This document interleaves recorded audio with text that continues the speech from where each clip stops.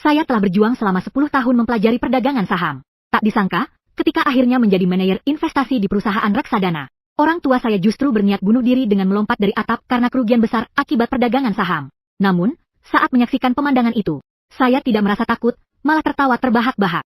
Sebab, hari ini adalah hari yang telah saya tunggu selama lebih dari 20 tahun. Namun, melihat perilaku saya yang seperti orang gila, rekan-rekan kerja mengira saya menjadi gila karena orang tua saya yang hendak bunuh diri. Yang tidak mereka ketahui adalah, saya saat ini bukanlah diri saya yang tadi. Saya berasal dari 20 tahun ke depan. Tepatnya dari hari ini dalam sejarah yang sebenarnya. Orang tua saya mengalami kerugian besar akibat saham Hong Kong yang tiba-tiba anjlok hingga batas bawah. Dan tak mampu menahan tekanan. Mereka melompat dari atap. Namun, yang tidak mereka ketahui adalah, 48 jam kemudian, saham Hong Kong menyentuh titik rendah dan rebound hingga 7.000 poin. Mencetak rekor tertinggi sepanjang masa. Dan inilah penyesalan terbesar dalam hatiku. Meskipun kemudian aku menjadi dewa saham terkuat di dunia. Dengan kekayaan ratusan miliar. Luka, ini tetap akan menyiksaku di saat-saat tertentu. Tak disangka, hal yang sama sekali tidak kubayangkan adalah, baru saja ini, aku, tiba-tiba kembali ke momen ketika orang tuaku bersiap melompat. Maka, detik berikutnya aku berlari secepat kilat menuju atap, berharap bisa menyelamatkan orang tuaku. Sebenarnya, di kehidupan sebelumnya, setelah orang tuaku melompat, aku pulang ke rumah dan menganalisis. Saya menyadari bahwa strategi ayah saya sebenarnya benar. Namun, kerabat yang meminjamkan uang kepada ayah, demi menghentikan kerugian, tidak hanya memblokir kartu kredit ayah, tetapi juga menyebarkan rumor kemana-mana, sehingga ayah tidak bisa meminjam uang lagi. Hal inilah yang menyebabkan orang tua saya kehilangan secercah harapan yang muncul 48 jam kemudian. Memikirkan hal ini, saya berlari sekuat tenaga ke atas. Namun, seketika itu juga, ketika melihat ayah menggenggam tangan ibu, dan hendak melompat, saya tiba-tiba berteriak, "Ayah!" Mendengar teriakanku, orang tuaku menoleh dan menunjukkan rasa malu yang tak terhingga. "Sun, ayah, maafkan aku. Kau telah menghancurkan sisa hidupmu." Mendengar itu, aku langsung berkata dengan panik, "Kau tidak perlu meminta maaf padaku, ayah. Teorimu benar. Tahan 2 hari lagi, pasar akan pulih." Orang tuaku tampak terkejut sejenak, tapi hanya sebentar. Uang yang ayah gunakan untuk menambah posisi sudah diblokir. Jangan coba-coba membujukku. Ayah tidak bisa membiarkanmu menanggung utang luar negeri sebesar 4 juta. Sialan, aku pernah bermimpi berkali-kali untuk kembali ke hari ini. Tapi aku tidak menyangka, Tuhan memang mengabulkan keinginanku ini. Tapi ayah sudah putus asa. Apapun yang kukatakan, tidak akan bisa mengubah niatnya untuk bunuh diri. Kesempatan hanya ada sekali. Maka aku segera mengeluarkan pagerku, dan berteriak kepada ayah, "Ayah, aku punya cara untuk menambal kerugian ini." Mendengar kata-kataku, orang tuaku terdiam di tempat. Tahun 1998, tak lama setelah krisis keuangan Thailand, pasar saham Hong Kong mendapat pukulan telak. Pasar keuangan Kyushu mengalami kerusakan parah. Dewa investasi, George Soros, melihat celah dalam struktur keuangan Asia, memanfaatkan dana besar untuk melakukan short selling, dan mengumpulkan puluhan miliar dolar. Itulah yang tertulis di buku teks. Namun, berdasarkan penelitianku, ini terjadi karena Kyushu kekurangan peluang investasi, yang menyebabkan celah keuangan, sehingga Soros bisa mengambil keuntungan. Aku berlomba dengan waktu ayah. Aku tunjukkan berita ini. Sejak 8 Agustus, pihak resmi Kyushu sudah menerbitkan berita pengumuman. Ini tentang Bank Kyushu yang akan melonggarkan kebijakan moneter untuk melindungi saham Hong Kong. Asalkan bisa bertahan 2 hari ini, besok lusa pasar akan pulih dan melindungi saham Hong Kong. Saat itu, ayah mengerutkan kening. Mungkinkah saham Hong Kong runtuh dalam waktu singkat? Justru karena pemerintah tidak bisa menyelamatkan situasi. Jika menyelamatkan membutuhkan pengorbanan besar, itu akan memicu inflasi, yang pada akhirnya menyebabkan seluruh. Aku melihat ayahku sedih, lalu melanjutkan penjelasanku. "Ayah, dengarkan aku. Aku telah meneliti kondisi ekonomi Kyushu. Saat ini Kyushu sedang mengalami masa sulit dalam investasi. Negara-negara di seluruh dunia telah menghentikan investasi mereka ke Kyushu. Pasar saham Hong Kong adalah satu-satunya jalan keluar.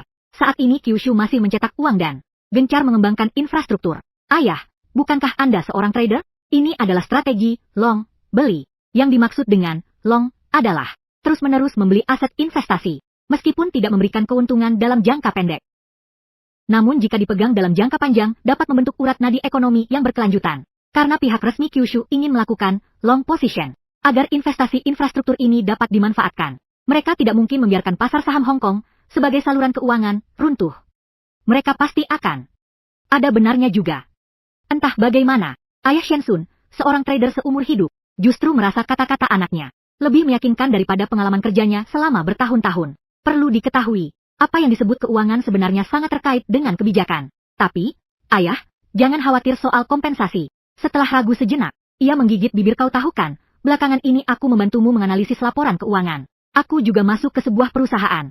Bosnya melihat kemampuanku cukup baik, lalu memberiku akun grup. Di dalamnya ada 4,5 juta. Kamu pasti mengerti artinya, kan? Ayah Shensun terkejut seolah tersambar petir, terpaku di tempatnya. Setiap grup sekuritas terdiri dari Dewan Direksi dan Komisi Sekuritas. Dewan Direksi grup tersebut, demi mendapatkan uang, biasanya membuka rekening grup. Mereka memanfaatkan informasi internal pasar saham yang sangat rahasia untuk meraup keuntungan tambahan di pasar saham. Tindakan ini disebut manipulasi pasar. Tetapi ini jauh lebih aman daripada mencari uang tambahan. Uang ini tidak boleh disentuh, Xiao Sun. Ayah Shensun putus asa. Jika mereka tahu, kamu akan dibunuh oleh mereka. Namun, Shensun tidak mau melewatkan kesempatan ini. Dia menggigit bibirnya erat-erat dan tidak mau mengalah. Jika kamu masih ingin aku hidup dengan baik, berikan aku 2 hari. Berikan rekening pribadimu padaku. Biarkan aku membalikkan keadaan. Mungkinkah? Hingga hari ini, Ayah Shensun telah merugi total 2 juta. Dan membutuhkan dana 4,5 juta untuk menutupi kerugian. Namun, jika Shensun menggunakan dana grup yang merugi, ini bukan masalah yang bisa diselesaikan dengan 4,5 juta. Melihat tatapan Shensun yang dingin dan tegas, Paman Shen tahu dia tidak bercanda. Dengan terpaksa, ia dan Ibu Shen turun dari atap. Ayah Shen, dengan tangan gemetar, menyerahkan nomor rekening, kata sandi, dan dokumen identitas rekening pribadinya kepada Shensun. Sun kecil, jika kamu kalah, aku akan melompat bersama kalian, kata Shensun dengan dingin. Tidak kalah. Di kehidupan sebelumnya, Shensun yang telah menjadi tokoh besar di dunia keuangan, pernah mengucapkan sebuah pepatah. Di pasar keuangan, kesempatan hanya datang sekali. Tak peduli seberapa banyak pengetahuan yang kamu miliki atau seberapa tegas penilaianmu. Jika kamu tidak memanfaatkan kesempatan itu, kamu bisa hancur seketika. Apakah kamu mau percaya pada teorimu sendiri? Sebuah pertaruhan besar di mana menang berarti kekayaan melimpah seketika, tapi kalah berarti kehilangan segalanya dan kehancuran keluarga. Tak terhitung jumlahnya orang yang tenggelam. Yang memegang keyakinan pasti menang, mempertaruhkan segalanya. Namun, berapa banyak yang pulang dengan tangan hampa? Shensun segera pergi. Melihat punggungnya yang teguh, keluarga Shen merasa sangat sedih dan menyesal. Semua ini salahmu. Kau telah mempertaruhkan nyawa anakku.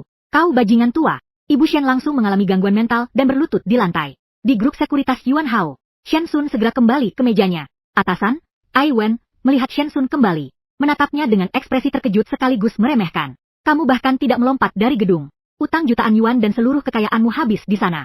Masih saja berpikir bisa membalikan keadaan? Lebih baik mati saja. Di bawah desakannya, para karyawan kembali ke meja kerja mereka. Namun, Ai Wen melihat, Shensun sedang dengan tegang mengoperasikan sesuatu. Apakah masih ada uang di rekening keluarganya? Ai Wen terkejut saat melihat di depan komputer. Shensun memaksa dirinya untuk tenang. Menarik napas dalam-dalam. Setelah membuka akun grup, dia dengan cepat memasukkan nomor rekening pribadi ayahnya. Melalui serangkaian operasi rumit, dia mentransfer 4,5 juta dari akun grup. Apakah ini 4,5 juta?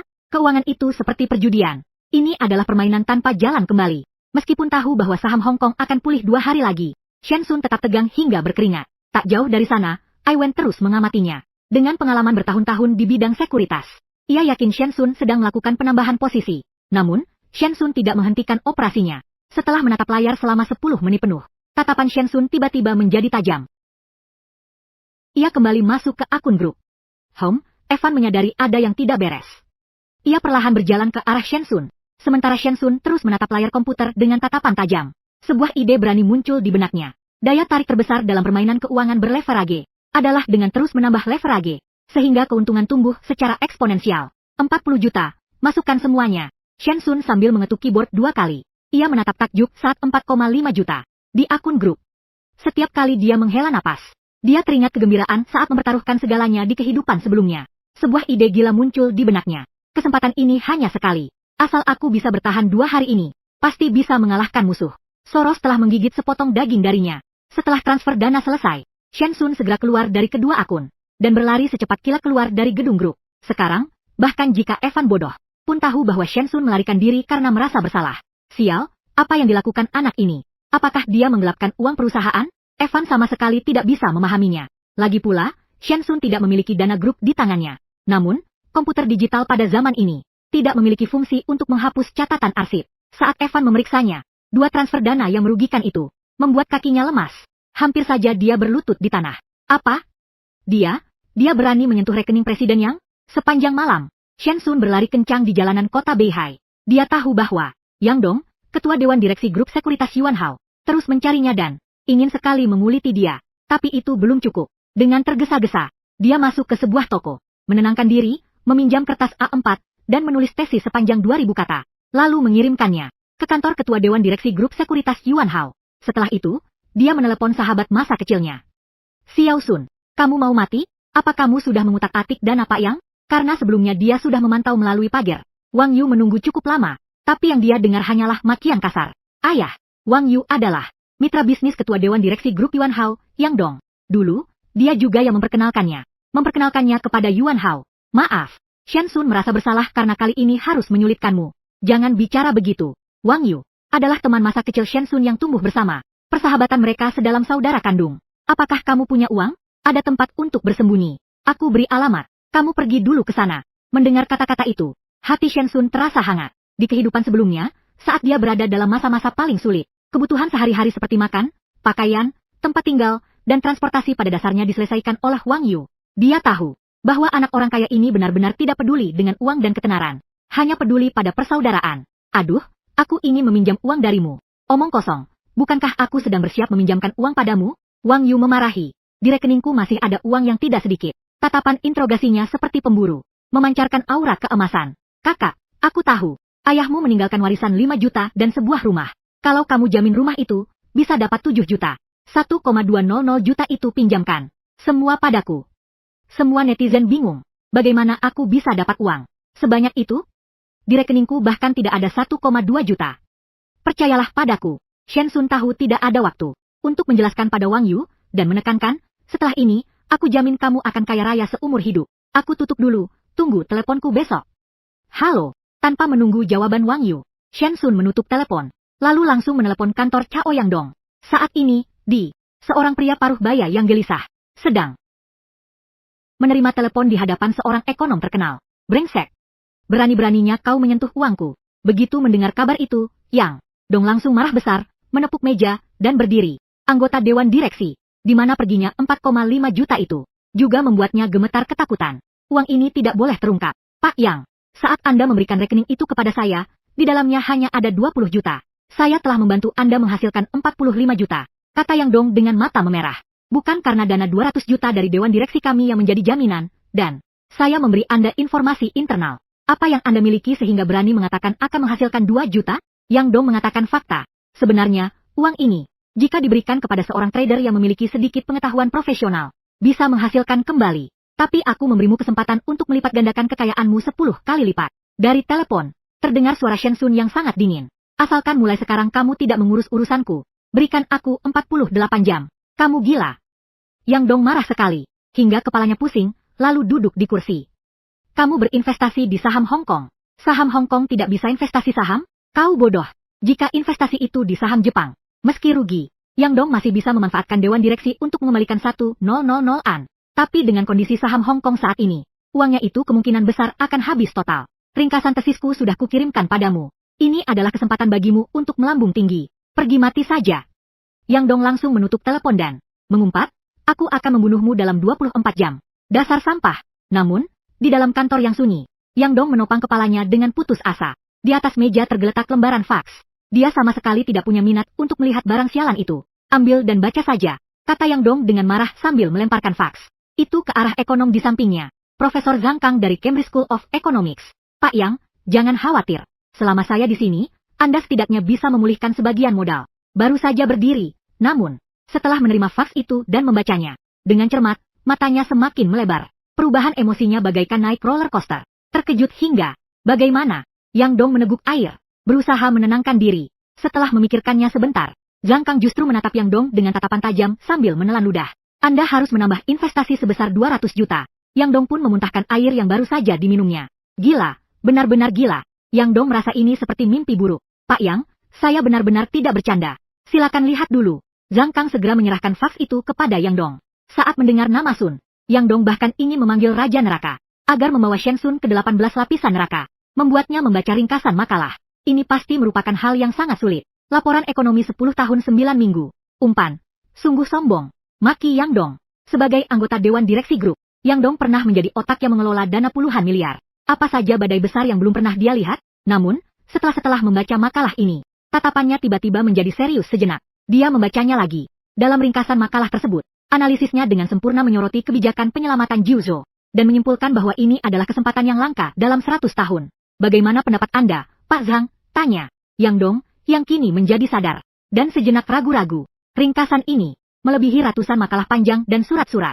Zhang Kang menggaruk daganya, sambil mengerutkan kening, lalu berkata, ini benar-benar ditulis oleh seorang. Yang ditulis oleh seorang remaja berusia awal 20-an? Saya benar-benar tidak percaya.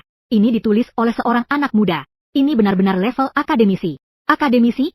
Di tahun 90-an, bahkan seorang profesor pun bisa menjadi sosok yang dilindungi oleh tokoh besar seperti Yang Dong. Mengapa? Karena dia bahkan belum pernah bertemu dengannya. Pak Zhang, apakah maksud Anda benar-benar ingin terus membeli saham di harga terendah? Yang Dong tidak percaya. Namun, setelah merenung cukup lama, Zhang Kang tetap tidak menemukan jawaban. Akhirnya, dia menghela napas. Level saya terlalu rendah. Orang yang menulis laporan ini memiliki wawasan yang melampaui zamannya. Anda hanya bisa mendapatkan jawabannya dengan menanyakannya langsung kepadanya. Pagi-pagi buta, Shen Sun yang telah berjongkok semalaman di semak-semak di depan rumahnya, samar-samar mendengar derap langkah kaki. Dia tiba-tiba membuka mata dan melihat seorang pria gemuk yang mengenakan kalung emas, ditemani 7 atau 8 preman, sedang bergegas menuju villa kecil milik Shen Sun. Teman-teman, nanti jangan sampai barang-barangnya rusak, cukup pukul saja orangnya. Ingat, sertifikat tanahnya harus direbut. Shen Ren adalah bajingan ini. Shen Sun menatapnya hingga matanya memerah, seolah-olah ingin memakan daging dan darahnya karena amarah. Di kehidupan sebelumnya, setelah Shen Fu meninggal, Shen Yuan menggunakan kontrak palsu untuk mengambil alih villa keluarga mereka. Sebenarnya dia hanya meminjamkan lebih dari 1 juta yuan. Tetapi nilai barang-barang di dalam villa itu sekitar 700.000 yuan. Apalagi, villa ini merupakan properti komersial yang sangat berharga. Setelah ayahku meninggal, bajingan ini meraup keuntungan jutaan yuan dari pengiriman ini. Shen Sun menggertakkan giginya. Bajingan ini meminjamkan uang padaku hanya untuk merebut pengiriman ini. Terkadang kerabat lebih tidak bisa dimaafkan daripada orang lain. Tapi dia belum bisa muncul sekarang. Dalam ingatan Shen Sun, Shen Yuan si bajingan itu datang dengan mobil. Dan dia punya kebiasaan. Dia tidak pernah percaya pada siapapun. Bahkan tidak pada putrinya. Semua stempel perusahaan dan dokumen disimpan di mobil.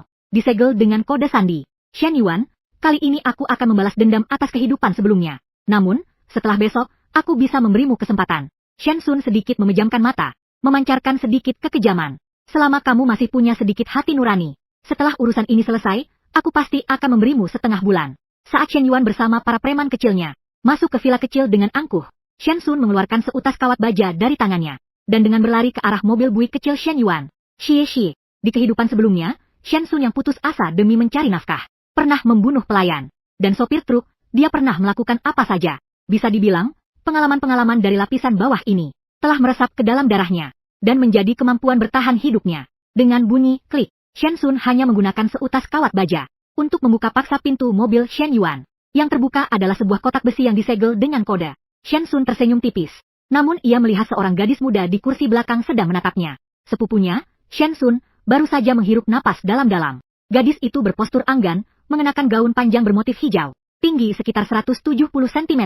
Rambutnya terurai seperti air terjun, matanya bulat seperti bulan, kulitnya putih seperti susu, dan memiliki aura segar yang sulit dijelaskan. Kak Qian, aku ada urusan. Sepertinya kamu harus repot. Shen Sun terpaksa duduk di kursi pengemudi. Sepupunya, Shen Qian, awalnya terkejut dan panik, lalu mendorong Shen Sun. Apa yang kamu lakukan? Kalau ayahku tahu kamu pakai mobilnya, kamu akan mati. Omong kosong. Dia berani membunuhku? Shen Sun berkata dengan sinis.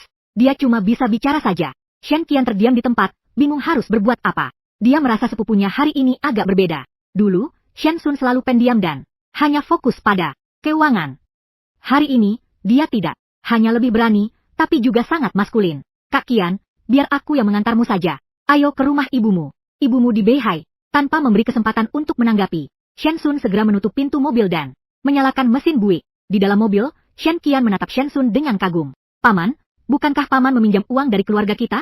Aku kan datang untuk mengembalikan uang itu. Shen Sun menepuk kotak besi itu.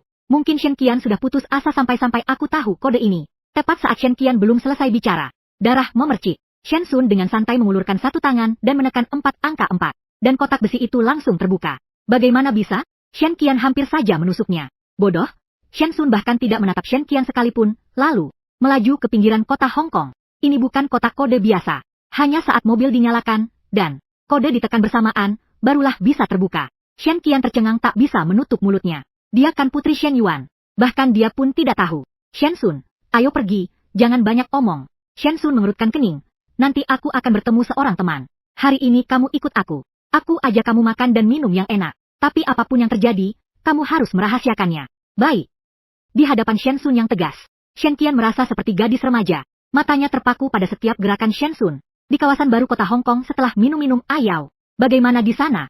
Shen Sun datang ke sebuah bilik telepon umum tersembunyi dan menelepon Wang Yu. Namun, dari belakang terdengar suara yang mencurigakan, "Sial, kenapa kamu telepon dari sini lagi? Bisa lebih hati-hati, dong, Wang Yu." Shen Sun menoleh dan melihat seorang pria bertubuh tinggi yang mengenakan topi baseball, sedang mendekatinya sambil memegang ponsel. "Nomor telepon ini milik ponsel, kan?" Shen Sun hampir saja membalas dengan kasar. Wang Yu memarahi. "Bukankah ayahku menyuruhku bersikap rendah hati? Jangan bicara. Tapi aku bisa memberitahumu. Uang ini jangan sekali-kali kamu investasikan di pasar saham. Aku memang akan menginvestasikannya di pasar saham," kata Shen Sun tanpa ragu. "Kamu gila? Masih mau menginvestasikan?" Wang Yu baru saja menatapnya dengan tajam, tapi tak bisa menahan diri untuk mengamati sekeliling. Sambil berkata tubuhnya untuk melindungi saudaranya. "Aku tidak bercanda. Aku tidak bisa mengumpulkan uang sebanyak itu. Uang ini aku paksa dari bagian keuangan ayahku. Untuk sementara waktu, aku harus pergi bersembunyi." "Berapa banyak?" Shen Sun segera bertanya. "Lebih dari 8 juta, jawab Wang Yu dengan wajah pucat.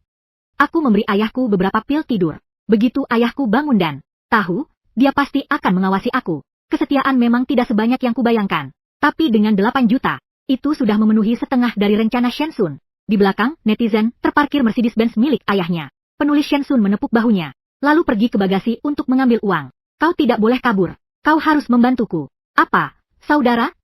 Kau benar-benar ingin aku mati? Ayahku pasti akan membunuhku." Netizen meninju Shen Sun. Sementara Shen Sun tanpa ragu, mengambil 2 tas perjalanan berisi uang tunai, lalu berkata dengan dingin, "Tenang saja. Bagaimanapun juga, kamu adalah anak kandungnya. Aku mau melakukan aksi besar. Kalau ini berhasil, uang yang didapat cukup buat kita hidup mewah seumur hidup di seluruh dunia. Kita cuma punya waktu 30 jam lebih.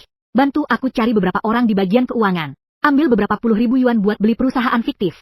Dan buat rekening sekuritas. Hari ini aku bakal dapat 5 juta yuan. Uang 300-an juta. Itu ditransfer secara bertahap ke rekening perusahaan-perusahaan itu."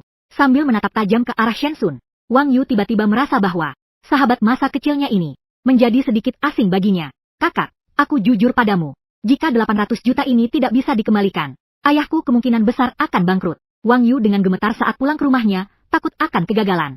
"Ini adalah seluruh arus kasnya. Tidak mungkin," kata Shen Sun sambil menarik lengan Wang Yu. "Ikut-ikut aku. Kita urus dulu. Nanti aku telepon ayahmu dan kasih dia hadiah besar." Di desa Changping, kota Beihai, seorang pria paruh baya berpenampilan mewah dengan kacamata bingkai emas sedang mencari orang tua Shen Sun kemana-mana. Akhirnya, berkat pencarian sopirnya, pria itu menemukan Shen Fu yang sedang menderita di rumah panggungnya di pedesaan. Orang ini adalah ayah Wang Yu, dan yang membuat Ibu Shen putus asa adalah mereka mengetahui bahwa Wang Yu telah menipu 8 juta yuan demi interogasi. Dosa besar.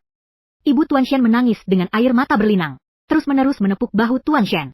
"Mengapa aku harus menikahi pria sepertimu? Bagaimana aku bisa menebus kesalahan ini pada keluarga Wang? Bagaimana aku bisa menebus kesalahan ini pada anakku?" "Ibu, jangan menangis." Ayah Wang. Wajahnya memang pucat, tapi dia masih bisa menahan emosi. Malah menenangkan keduanya, "Anakku yang bejat itu berani-beraninya memberi racun pada ayahku. Aku sudah menduga hari ini akan tiba." "Wang," ayah Shen menangis terseduh-seduh. Sementara ayah Wang menatap mata ayah Shen dengan tekad, "Jangan menangis. Bukankah kita rekan seperjuangan? Tenanglah." Namun, setelah tenang, ayah Wang merasa ada yang aneh. "Adikmu yang bernama Shen Yuan sudah melapor ke polisi. Putrinya sepertinya juga dibawa pergi oleh Xiao Sun. Tapi Xiao Sun tidak terlihat seperti orang yang akan bertindak sembarangan. Nenek, menurutmu, rumus yang kamu temukan itu benar-benar bisa diandalkan?" "Tentu saja," kata ayah Shen sambil menggigit bibirnya dengan keyakinan. Ayah Wang menghela napas. "Jika anakku yang bernama Fei bisa memiliki satu, aku tidak akan khawatir seumur hidupku." Dibandingkan dengan keluarga Shen, ayah Wang masih bisa menghadapi badai. Dia menatap keluarga Shen dengan ragu. "Kamu, Pak Shen, menurutmu apakah Xiao Sun tertekan? Tadi aku menerima telepon dari si brengsek itu. Xiao Sun bilang padaku, dia butuh 1 hari untuk mengembalikan 3 kali lipat modalnya. Dan dia juga menyuruhku membeli minyak. Katanya pihak berwenang akan meminjam uang dariku. Apakah kamu pernah mendengar kabar ini?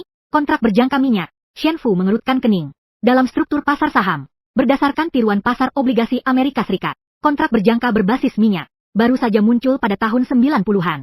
Maksud Xiao Sun adalah, jika pihak berwenang turun tangan, mereka tidak mungkin mencetak uang.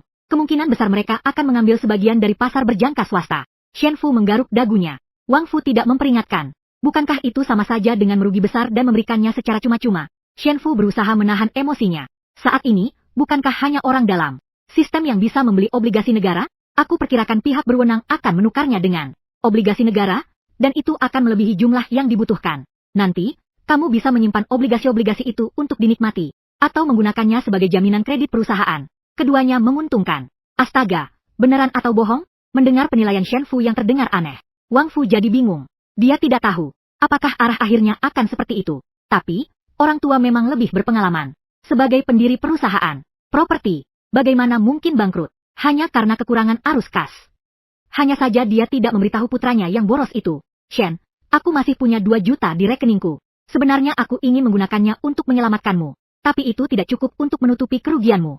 Begini saja, para anggota dewan direksi yang ketinggalan zaman itu pasti akan mencari masalah padaku kali ini. Lebih baik aku mengurus masalah minyak ini. Jika pihak berwenang benar-benar datang untuk memintaku berpindah pihak, setidaknya aku bisa memberi mereka penjelasan. Tak lama kemudian, dengan mendapatkan cap pribadi Shen Yuan, dokumen, dan bukti pajak, Shen Sun berhasil memanfaatkan celah dalam sistem keuangan. Dengan cara jual beli obligasi, menarik 5 juta tunai. 5 juta ini adalah seluruh aset Shen Yuan. Bahkan sebagian adalah uang mitra bisnisnya. Pasti, dia akan marah besar setelah tahu hal ini, sampai ingin memakan Shen Sun hidup-hidup. Di kamar hotel, seorang netizen memandangi Shen Xian yang tenang dengan tatapan kagum, menelan ludah. Baru sadar saat Shen Sun kembali membawa 2 koper berisi uang tunai. Dia menatap 4 koper di lantai dan bergumam, "Wah, Sun, seumur hidupku belum pernah melihat uang sebanyak ini. Ada 1,000-an. Dasar pecundang," kata Shen Sun sambil menepuk kepala Wang Yu. Dia menyerahkan sebotol air kepada Shen Xian. "Terima kasih," kata Shen Xian sambil mengangguk, menatap profil Shen Sun. "Kakak sepupu, uang ini dari mana? Dari ayahku?" "Ya," jawab Shen Sun dengan dingin.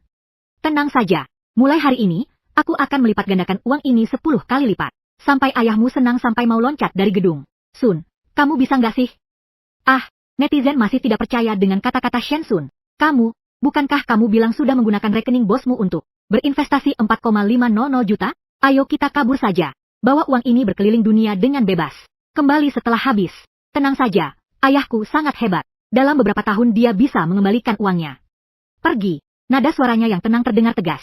Matanya penuh keseriusan. Dia sudah lama tidak secara resmi mengelola portofolio lagi, terutama setelah menjadi terkenal dalam satu langkah dan mengamankan aset senilai ratusan miliar dari saham Amerika. Kelahiran kembali ini, dia tidak hanya memiliki harapan untuk menebus penyesalan, tapi juga memiliki rasa tanggung jawab yang alami. Uang bosku itu diperkirakan bisa menghasilkan lebih dari 700 juta. Sebagian besar akan diberikan kepadanya. Paling-paling aku tidak masuk penjara, dan dia akan memberiku 1 atau 20 juta. Begitu curang, tapi masih kurang 1 langkah. Curang apa-apaan itu? Shen Sun meliriknya dengan sinis. Ini semua aku dapatkan secara diam-diam. Tidak masuk penjara saja sudah bagus. Wang Yu, Xi Zheng, agak bingung. Apa sebenarnya tujuan Shen Sun? Bro, buat apa ribut-ribut segini? Cuma buat ngumpulin duit terus kabur dengan santai? Risikonya terlalu besar, kan? Omong kosong, bisik Shen Sun dalam hati. Di kehidupan sebelumnya, sebagai trader yang mengalami langsung krisis keuangan ini, Shen Sun tak akan pernah lupa pemandangan setelahnya. Jutaan orang kehilangan pekerjaan. Atap gedung dipenuhi orang. Setiap grup sekuritas dipenuhi dengan makian dan tangisan yang tak berujung. Meskipun berita lama dari pemerintah Q telah bertindak tepat waktu, namun saham Hong Kong sebagai satu-satunya saluran keuangan saat ini bisa dikatakan sebagai prioritas utama. Jika 1 orang pun masuk ke kantong kekuatan asing, maka ribuan orang akan menganggur bahkan bunuh diri. "Sun kecil, katakan saja apa yang harus kita lakukan," kata netizen itu sambil berbaring telentang di tempat tidur, meregangkan tubuhnya tanpa peduli penampilan. "Orang-orangnya sudah aku atur. Aku sudah mendirikan 7 perusahaan. Silakan kamu operasikan sesukamu." "Tidak masalah," kata Shen Sun sambil menatap Shen Qian. "Kak Qian, aku ingat kamu belajar manajemen keuangan." "Oh, bagus." Shen Sun menggosok lehernya. Matanya memancarkan aura membunuh. 8 jam lagi, ada kekuatan asing yang akan turun tangan. Yang harus kita lakukan adalah melacak aliran kasnya, dan membeli saham saat harga terendah bersamanya. Berapapun yang dia beli, kita beli sebanyak itu. Kita harus membuatnya merugi, dan tidak membiarkannya dengan mudah mengembalikan uangnya. Mendengar kata-kata Shen Sun, Wang Yu langsung bersemangat. Lihatlah, sepertinya ini juga melibatkan dendam pribadi. Seiring berjalannya waktu, saat ini, banyak orang di Beihai yang memantau pergerakan saham Hong Kong. Di kantor ketua Dewan Direksi Grup Sekuritas Yuan Hao, Yang Dong memegang telepon genggam sambil menatap layar digital. Ragu-ragu, apakah akan menginvestasikan sisa 200 juta yuan? Di desa Changping, Wang Fu dan Shen Fu memegang telepon, siap mendengarkan perkembangan terbaru saham Hong Kong. Di kantor perusahaan properti Shen Yuan, setelah mendengar bahwa Shen Jun telah menginvestasikan uang itu ke pasar saham Hong Kong, Shen Yuan pun hanya bisa menunggu kabar dengan pasrah. berharap Shen Sun bisa membalikkan keadaan dan mengembalikan uangnya. Adapun Evan, dia sama sekali tidak percaya Shen Sun memiliki sedikitpun harapan untuk membalikkan keadaan. Namun dengan keahlian profesionalnya, dia terus mengamati pergerakan pasar saham Hong Kong dengan cermat. Harapan, impian, dan doa semua orang tertumpu pada 24 jam yang tersisa. Sementara itu, di tempat yang berjarak ribuan mil, seorang pria berjas rapi, di sebuah penghormatan besar dari para raksasa keuangan, yang tepatnya mentransfer 41 ke rekening perjudian Hong Kong. Teman-teman, mari kita nantikan teriakan kesakitan dari dunia keuangan Kyushu. Xiao Sun. Setelah Shen Sun mengajarkan Wang Yu cara melihat arus dana, tak lama kemudian, di depan komputer yang dirakit sementara, Wang Yu tiba-tiba membangunkan Shen Sun dan berteriak, "Masuk! Masuk!" Harga saham Ming Shipbuilding Group naik 0,2, tidak, 0,3, masih naik. Shen Sun langsung bangkit. Di bawah tatapan tenang Shen Qian, ia segera mengambil sebotol air, mendekat mengamati dengan cermat. Bagus. Ini si bajingan Soros sedang mengatur strategi. Dia ingin diam-diam menyuntikkan puluhan miliar dana ke setiap saham blue chip, lalu membuat saham sampah anjlok hingga limit down, turun terus-menerus. Wang, tinggal sedikit lagi sampai limit down, kan? Kenapa harus menabrak? Kamu tahu apa-apa? Shen Sun meliriknya dengan sinis. Alasan mengapa wanita Hong Kong di era 90-an begitu gila, membuat banyak orang terpesona, adalah karena dia tidak menggunakan mekanisme pengendalian makro, melainkan mekanisme kolam penampungan. Di dalam kolam penampungan, sulit membedakan mana saham unggulan dan mana saham sampah. Saat pasar sedang baik, harga setiap saham naik bersama-sama. Namun, suatu hari kolam itu pasti jebol. Ketika saham sampah sudah tak bergerak lagi, dana yang sebenarnya ada di saham unggulan akan menopang pergerakan pasar. Semua orang akhirnya mengerti. Netizen terkesima. Saham bagus harganya melonjak tajam. Saham jelek juga naik seiring pemulihan pasar. Tapi sebenarnya hanya profesional yang bisa membedakan yang baik dan buruk, kan? Ya, kata Shen Sun sambil menepuk bahu Wang Yu. 4 kata, air naik, perahu naik. Itulah hukum besi pasar saham. Tak lama kemudian, saat Wang Yu kembali memantau pasar, Shen Qian di sampingnya tak tahan untuk mendekat, menatap layar komputer, untuk melihat Su Shizi, memeriksa Wang Xilian, dan grup Gang. Jangan, lihat saham Hong Kong, perhatikan saham Kyushu. Apakah ada dana besar yang ditarik keluar? Selama proses itu, Shen Qian terus mengamati dari samping. Jujur saja, Shen Qian tidak terlalu paham pasar saham. Tapi anehnya, dari mulut Shen X, UN sudah disebutkan puluhan nama. Perusahaan yang diwakili oleh nama-nama itu sama sekali tidak bisa dikenali dengan mata telanjang. Apakah itu saham blue chip atau saham sampah? Shen Sun justru selalu bisa menangkap aliran dana yang mencurigakan dan mencatatnya dengan sempurna. Strategi lawan sangat baik. Shen Sun begitu bersemangat hingga berkata kepada Ayao, ambil uang dan alokasikan ke 7 perusahaan itu. Bagi rata-rata 1.000 per perusahaan. Kamu bertanggung jawab atas pembukuan perusahaan-perusahaan ini. Sesuai daftar blue chip yang kita buat. Masukkan satu persatu hingga penuh. Wang hampir saja gagal. Apakah cara ini tidak akan terdeteksi? Terkena apa? Shen Sun mengetuk bagian belakang kepalanya dan langsung memutar mata. Orang lain puluhan miliar. Kita cuma 10 juta lebih. Kamu pikir semua orang itu kalkulator? Ini bisa ketahuan. Tapi saat itu, Wang Yu mengajukan pertanyaan yang mematikan. Uang bosmu 4,5 juta. Itu diinvestasikan kemana? Hahaha. Tiba-tiba, wajah Shen Sun memancarkan konspirasi dan kejahatan yang tak terhingga. Dingin sekali. Apa kalian baru tahu saat dia mengalami masalah?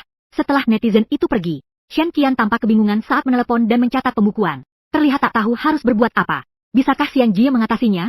Tanya Shen Sun sambil mendekat. Di depan tempat tidur, Shen Qian mengangkat kedua kakinya agar lebih nyaman. Jarak keduanya tak lebih dari 10 cm. Aroma harum tercium di hidung Shen Sun. Shen Sun terpaku. Tak melihat tak tahu. Tapi, begitu melihat langsung kaget. Kenapa biasanya tak pernah kusadari? Benar-benar cantik. Tak apa. Aku sudah selesai. Shen Sun menyerahkan selembar kertas. Apa? Sekarang giliran perbedaan dalam pemeriksaan. Dalam rencana pemeriksaan, demi memaksimalkan daya tembak, dia akan menginvestasikan 20 saham, dan menyesuaikannya dengan pergerakan real time, yang disebut model pendapatan. Bisa dibayangkan betapa sulitnya mengelola perhitungan ini. Bagaimana menentukan proporsi investasi? Apakah lebih menguntungkan untuk menanamkan lebih banyak atau lebih sedikit? Siapa yang menanamkan lebih banyak berisiko? Siapa yang menanamkan lebih sedikit tidak mendapat keuntungan? Metode perhitungan konsep keuangan ini, meski bukan rahasia, namun membutuhkan penilaian yang sangat tajam, pengalaman, dan modal. Itulah daya hitung yang sering diucapkan Shen Sun. Daya hitung adalah kemampuan komputasi otak manusia.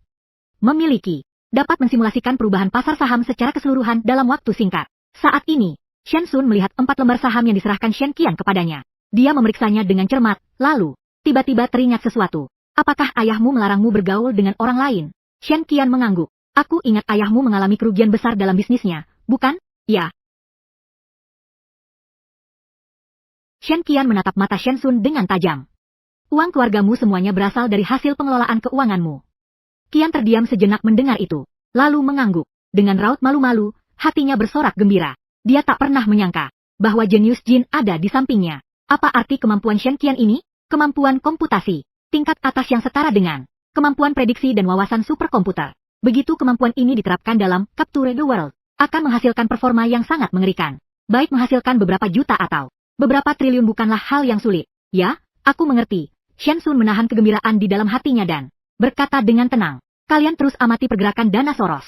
Aku akan menghubungi bos grup sekuritas Yuan Hao dan menyuruhnya menutup jaring. Shen Qian saat itu tidak bisa melihat sedikit pun gejolak di wajah Shen Sun, sehingga tentu saja tidak tahu betapa menakjubkannya bakat Shen Sun. Dan pada saat berikutnya, ketika Shen Sun menelepon Yang Dong langsung mengangkatnya dengan perasaan campur aduk dan berkata, "Ini Shen Sun, kan? Halo, kamu ini, apa kamu Shen Sun? Di rekeningmu masih ada uang, kan?" Shen Sun tanpa ragu menjawab, membuat Yang Dong sejenak terdiam. Teringat 40 jam yang lalu, Shen Sun hanyalah seorang karyawan kecil, tangan kanannya. Namun kini nasibnya terikat padanya. Bahkan telah menjadi jenius ekonomi yang dipuja oleh Zhang Kang. "Apa yang kamu inginkan?" tanya Yang Dong dengan ragu-ragu. "Aku masih ingin mengambil uangku. Dalam setengah jam ke depan, akan ada dana yang disuntikan ke grup pertambangan Qin. Aku ingin kamu menginvestasikan semua dana yang kamu miliki ke sana." Mendengar itu, Shen Sun tersenyum sinis. Dengan begitu, orang-orang itu bisa kehilangan keuntungan puluhan miliar. Puluhan miliar? Yang Dong terkejut mendengar angka itu. Orang-orang itu? Siapa mereka? Setelah meninggalkan kalimat itu, Shen Sun langsung menutup telepon. Hanya menyisakan Yang Dong yang kebingungan di tengah angin. Profesor Zhang Kang yang berada di sampingnya memperhatikan hal itu.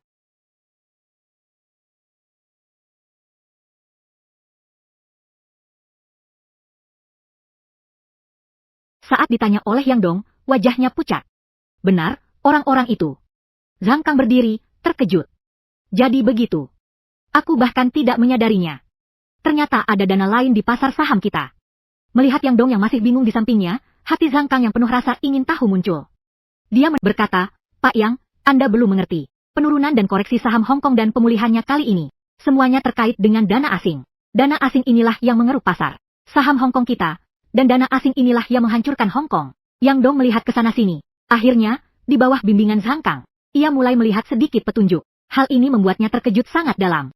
Jika teori Zhang Kang benar, itu berarti setiap langkah yang diambilnya dalam interogasi, tidak hanya untuk orang tuanya, tetapi dirinya tetapi juga demi Hong Kong.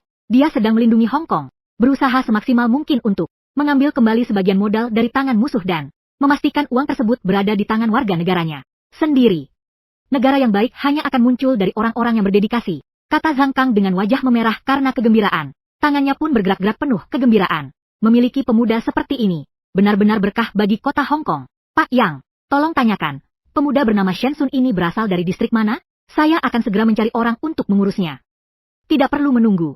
Telepon sekarang juga dan atur. Biarkan dia masuk ke Departemen Ekonomi Kota Hong Kong dan menduduki posisi tinggi." Yang Dong masih dalam kebingungan. Dia terdiam sejenak, lalu teringat bahwa Shen Sun bukan orang kota Hong Kong, melainkan datang dari daratan. Sepertinya dari Beihai.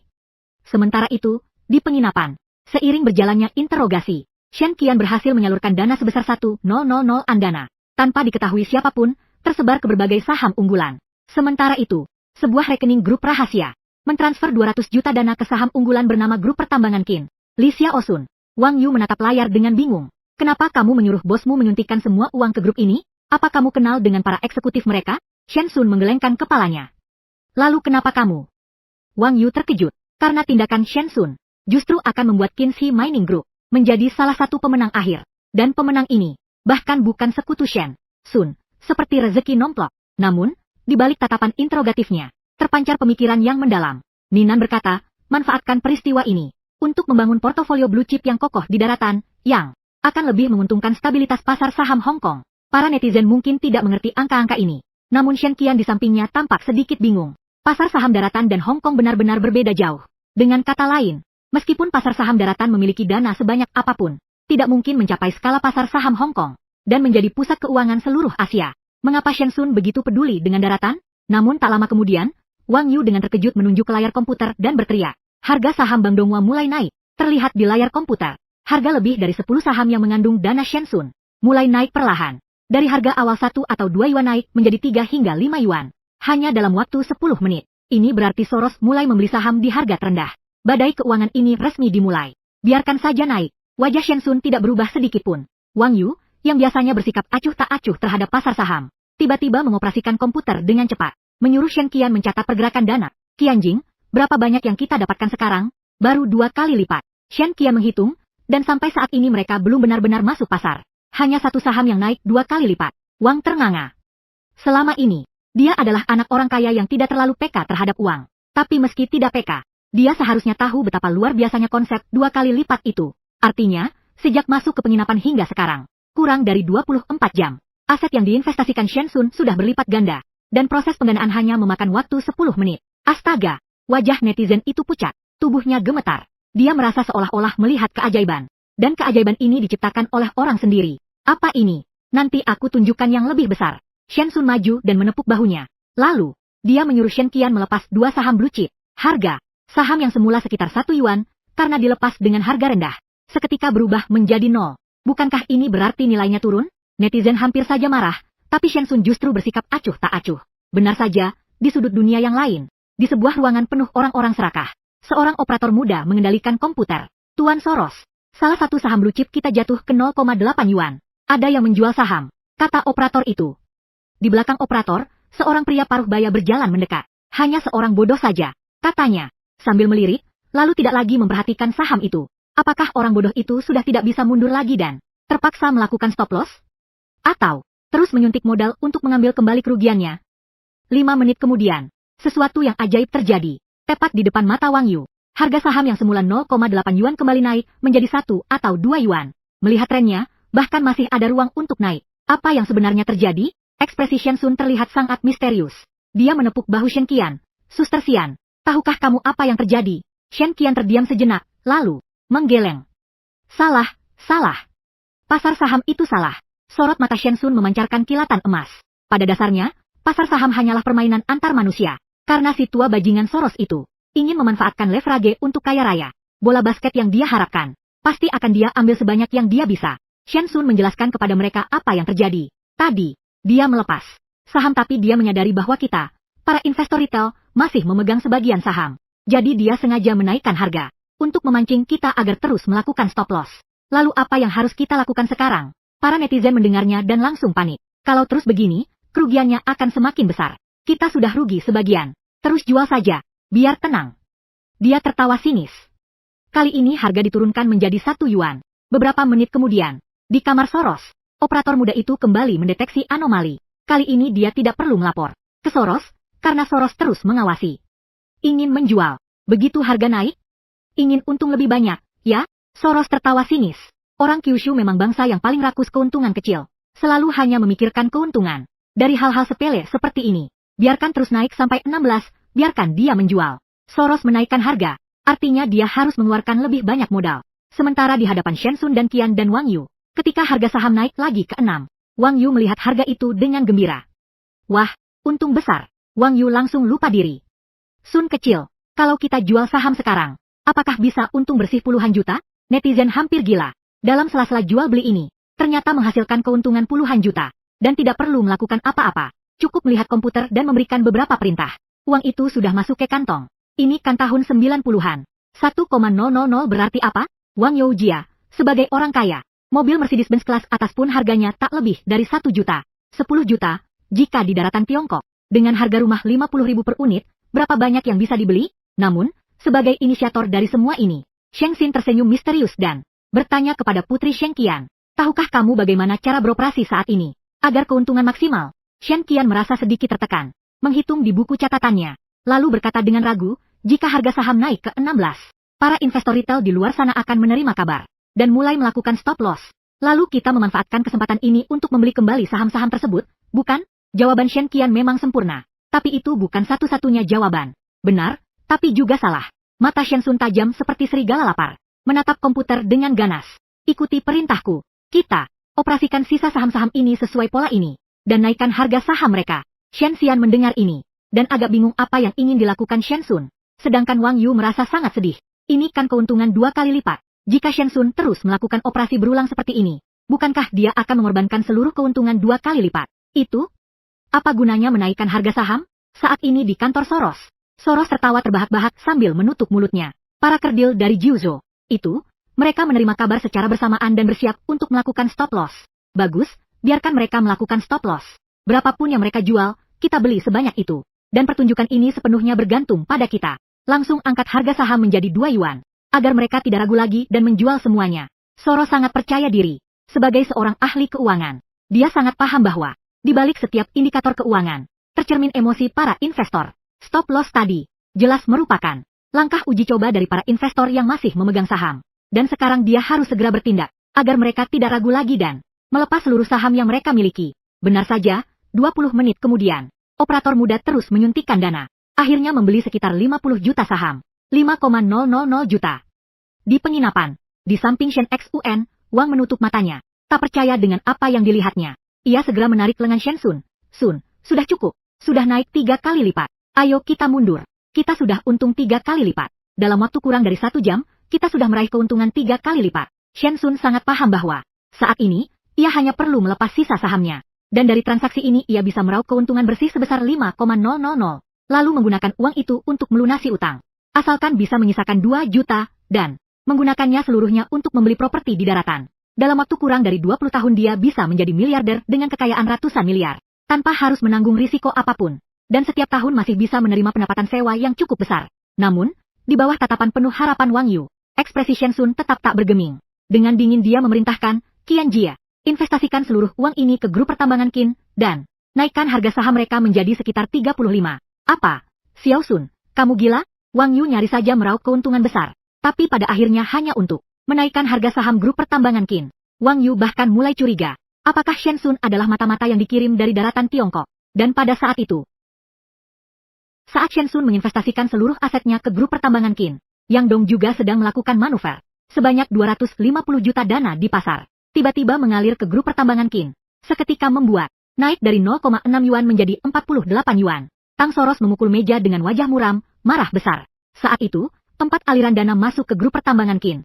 1 dari interogasi. Ditambah dana yang sudah diinvestasikan sebelumnya total 6,5 juta. 1 lagi dari Yang Dong, yaitu seluruh tabungan pribadinya. Total 200 juta. Ditambah dana awal sebesar 500 juta yang digunakan Qin Mining Group sendiri untuk memanipulasi pasar dan memeras investor retail. Terakhir, 200 juta yang disiapkan Soros sebelumnya untuk mengambil keuntungan. Total dana sebesar 965 juta. Hampir 1 miliar. Di tengah pasar saham yang sedang lesu, Qin Mining Group menjadi satu-satunya saham blue chip yang melonjak gila-gilaan. Harga sahamnya melonjak hampir 10 kali lipat. Tuan Soros, harga saham grup Qin masih naik. Sudah 58 yuan. Sudah 61 yuan, Tuan. Harga saham grup Qin sudah naik 10 kali lipat. Jika tidak segera dipanen, kita akan rugi besar. Sialan Soros. Bambam, Soros mendadak memukul meja. Awalnya, Soros berencana menggunakan strategi rantai besi, yaitu menyalurkan puluhan miliar dolar ke berbagai saham blue chip untuk memanen dari saham-saham blue chip. Hal ini membuatnya harus menanamkan dana yang cukup besar di setiap saham blue chip. Namun, misalnya pada Qin Mining Group, total dana yang tersedia mendekati 10 miliar. Namun ia hanya menyumbang 2 miliar. Meskipun harga sahamnya naik 10 kali lipat, sebagian besar keuntungan ada di tangan pihak lain, dan tidak terlalu berpengaruh padanya. Selain itu, hal ini akan menimbulkan efek domino. Tuan Soros, harga saham lainnya juga mulai naik dan mulai tidak terkendali. Tuan Soros, ada lagi satu saham yang naik menjadi 3 yuan. Indeks Hang Seng telah melampaui 3.500. Hong. Suara ketukan terus terdengar dari kantor. Pada saat itu, ia baru menyadari dengan jelas bahwa ia telah ditipu, dan ditipu dengan sangat telak. Grup pertambangan kriminal. Ia mengucapkan nama itu dalam hati. Wajahnya pucat seperti hati babi. Tak terbayangkan di dunia ini masih ada orang yang mengerti puisi klasik seperti dirinya. Bahkan lebih mengerti darinya. Orang ini menyamar sebagai investor retail. Menembus skemaku. Memancingku untuk terjebak. Seketika ia merasa pusing dan mata berkunang-kunang. Dia tidak menyangka akan terjebak dalam hal ini. Sebagai orang yang menganggap dirinya cukup cerdas, dia pernah menguras keuangan Inggris pada tahun 70-an. Pada tahun 80-an terus meraup keuntungan di antara 4 macan Asia, menciptakan keuntungan ratusan miliar. Dia tidak pernah kalah dari siapapun, apalagi membayangkan bahwa dia justru dipermainkan dengan mudah. Dan anak muda ini ternyata hanyalah seorang operator grup. Jika dia mengerti mekanisme ini, itu berarti dia bisa seperti aku, memanen pasar saham suatu negara. Tapi mengapa hal ini begitu membingungkan? Di bawah desakan operator, dia tidak lagi menunggu dan bertindak dengan tenang. Oh ya, tolong teleponkan ke Kyushu, tanyakan siapa manajer investasi grup pertambangan Qin. Jelaskan bahwa di tengah kenaikan pasar saham yang terus-menerus, hanya Shen Sun yang memegang saham grup pertambangan Qin. Ketiga orang itu menunjukkan ekspresi yang berbeda-beda. Netizen merasa sedikit kecewa, karena dia merasa, tadi Shen Sun telah kehilangan kesempatan untuk meraup 0,5 miliar yuan. Ini uang yang sudah ada di depan mata, hampir tanpa risiko. Shen Sun sangat tenang. Sambil mengelus kepala Shen Qian, dia dengan antusias menjelaskan prinsip-prinsip pasar saham kepada Shen Qian. Shen Qian merasa kesal. Dia tidak mengerti mengapa sepupunya ini tiba-tiba bertingkah seolah-olah sudah bertambah 10 tahun. Selalu memperlakukannya seperti anak kecil. Dan teori yang diucapkan Shen Sun membuat pendengarnya terkejut hingga pandangan dunianya terguncang. Hal itu hampir membantah seluruh ekonomi tradisional yang pernah dipelajari Shen Qian. Tak lama kemudian, saat Shen Sun menyalakan televisi, di saluran keuangan Hong Kong, seorang pembawa acara tampan muncul di layar dengan keringat bercucuran, mengumumkan kepada para warga yang antusias bahwa setelah 1,5 jam fluktuasi pasar saham, indeks Hong Kong telah menembus 4.000 poin. Pada saat yang hampir bersamaan, Wang Fu dari keluarga Shen yang berada di desa Changping mendengarkan siaran singkat di radio. Pemerintah Jiuzhou mengumumkan bahwa ribuan warga berkumpul di depan ruang perdagangan saham Hong Kong. Sementara indeks Hang Seng menembus 4.500 poin. Warga bersorak-sorai saat pemerintah kota Hong Kong mengerahkan tim pemadam kebakaran dan grup pertambangan kriminal menyuntikkan dana sebesar 20 miliar ke pemerintah Jiuzhou. Persediaan makanan langka. Sementara indeks Hang Seng terus naik dan akan segera menembus angka 6.000. Pada saat itu, Wang Yu yang pusing dan bingung, sama seperti warga lainnya, menanti dengan tegang di depan televisi. Ia mendengar teriakan kaget dan harapan yang bersamaan dari warga di lantai atas dan bawah. Mereka bergumam pelan angka 7.000. Wang Yu sudah benar-benar terjerat. Sebagai seseorang yang hanya memiliki pengetahuan seadanya tentang pasar saham, Wang Yu memang belum pernah berinvestasi di pasar saham. Namun grup perusahaannya sendiri merupakan bagian dari pasar saham. Di saat yang sama, ia merasakan dengan mendalam keuntungan yang dihasilkan pasar saham bagi individu. Setiap teriakan, setiap kenaikan, bahkan setiap kenaikan 100 poin indeks Hang Seng, akan mengalirkan dana tak terhitung ke kantongnya. Reporter stasiun kami mengumumkan bahwa indeks Hang Seng secara resmi menembus angka 7.000. Diiringi pengumuman pembawa acara yang matanya memerah, Wang Yu tiba-tiba melompat ke arah Shen Sun. Begitu bersemangat hingga hampir pingsan. Shen Sun mendorong Wang Yu. Melihat Wang Yu yang histeris dan hampir pingsan, lalu memerintahkan Shen Qian dengan tenang. Catat terus aliran dana yang masuk. Aku ingin tahu dengan jelas berapa banyak uang yang dia raup. Semua itu berasal dari grup-grup tersebut. Ya, Shen Xuan mengangguk. Xiao Sun. Di belakang Shen Sun, Wang Yu menarik tangan Shen Sun sambil bersorak gembira. 1.000 poin. Xiao Sun, tahukah kamu berapa banyak yang kita dapatkan? Lebih dari 100 juta. Bukan hanya 100 juta, tapi puluhan miliar. Menurut perkiraan Shen Qian, meskipun Shen Sun pada detik-detik terakhir memindahkan sebagian besar dana ke grup pertambangan Qin yang memiliki modal terbesar, dia sudah tahu bahwa pihak berwenang Jiuzhou akan memilih grup daratan untuk menyuntikkan modal dan mengalokasikan dana tersebut ke grup pertambangan Qin. Sementara saham-saham unggulan lainnya menjadi miliknya. Dia sama sekali tidak memiliki dana sebanyak itu untuk bertaruh dan menentukan pemenang. Jadi sejak awal, dia tidak pernah berpikir untuk merugi berapa banyak. Hanya saja, uang di grup pertambangan Qin ini pasti tidak akan menghasilkan banyak keuntungan. Padahal uang inilah yang justru memberikan keuntungan tertinggi.